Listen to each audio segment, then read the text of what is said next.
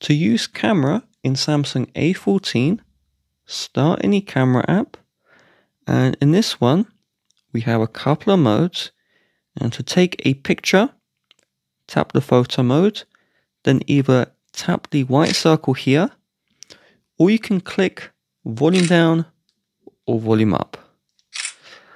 Now, if you long press this white circle, this will quickly start a video. However, if you release, it will stop it. So if you're in a situation where you need to quickly record a video and you need to be hands-free, long press the white circle and then swipe up to the lock, and now you can record hands-free. If we swipe down, this will take a lot of pictures at once, as you can see here, and that's called a burst picture. This button will rotate the camera, so we're now using the front camera here, and if I rotate it again, we're using the back camera. These buttons will change the lens of your camera and the zoom. You can also slide to change the zoom lens. As you can see here, you can swipe across to change the camera zoom. And at the top, we have the flash, timer, aspect ratio, which is just the cropping of the image. So you can see, just going to zoom in a little bit there. 3:4 is recommended.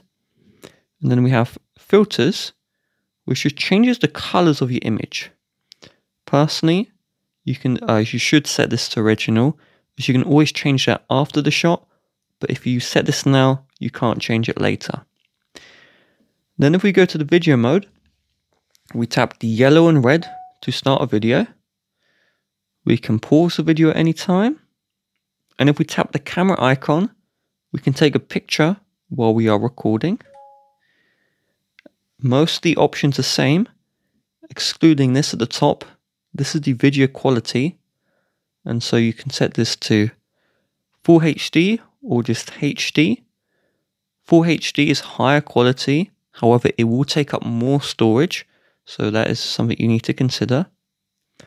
Portrait mode is like the picture mode, but it's going to remove background blur.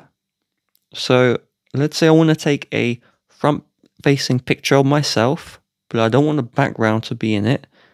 So I'll just take a picture of myself. And then once the picture is taken, we should see it populate here. And so it's actually blurred the background.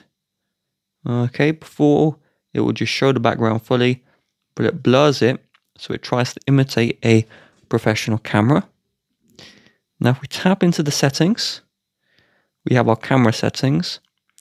If these options are grayed out, just switch to camera mode, and then we'll try again.